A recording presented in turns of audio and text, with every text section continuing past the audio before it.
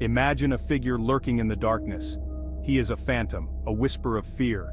His name strikes terror into the hearts of people. He is the Zodiac Killer, and his story is one of the most chilling, unsolved mysteries of our time. The Zodiac Killer wasn't an ordinary criminal. He was a cunning predator who terrorized Northern California in the late 1960s and early 1970s. His crimes were brutal, calculated, and seemingly random. He left a trail of blood and fear in his wake. What made the Zodiac Killer even more terrifying was his need to taunt the authorities. He sent cryptic messages and letters to the police and newspapers. He reveled in the attention, seemingly playing a deadly game of cat and mouse with the world watching. The Zodiac Killer became a symbol of fear and fascination, a chilling reminder that some mysteries remain unsolved, and some monsters may never be brought to justice.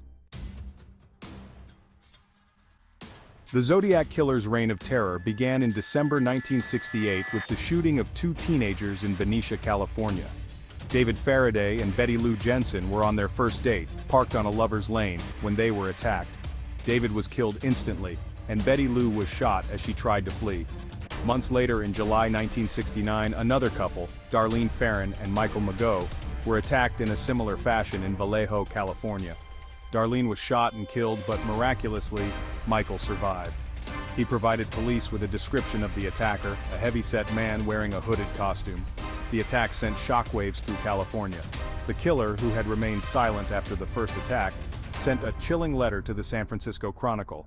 In the letter, he claimed responsibility for the murders and included a cryptogram, a coded message, which he claimed held his identity. The letter also contained a threat. If the cryptogram wasn't printed in the newspaper, the killer would claim more victims. The newspapers complied, and the hunt for the Zodiac Killer began. The Zodiac Killer craved attention, and he used the media to instill fear and confusion.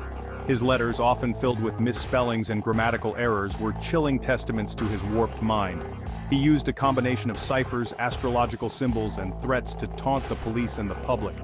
One of his most famous ciphers, known as the 408 cipher, was solved by a schoolteacher and his wife. The message revealed the killer's twisted thoughts, stating that he was killing to collect slaves for the afterlife. However, the cipher did not reveal his identity. The Zodiac Killer continued to send letters and make threats, claiming responsibility for more murders. He seemed to delight in the fear he was generating, and his cryptic messages only added to the public's growing anxiety. One letter even contained a piece of bloody clothing supposedly from one of his victims. This gruesome act only solidified his image as a ruthless and calculating killer.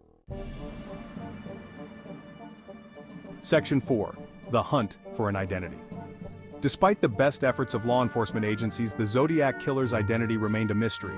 The case became one of the most infamous unsolved serial killer cases in history.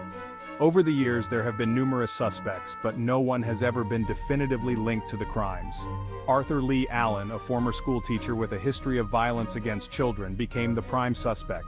Allen owned a Zodiac brand watch, wore boots that matched footprints found at one of the crime scenes, and had knowledge of explosives, which the Zodiac Killer had threatened to use. However, despite the circumstantial evidence, DNA testing failed to connect Allen to the crimes. He died in 1992, maintaining his innocence until his death. Section 5. The Cipher Challenge. In 2020, a team of amateur codebreakers from the United States, Australia, and Belgium finally cracked one of the Zodiac Killer's most enduring mysteries, the 340 cipher.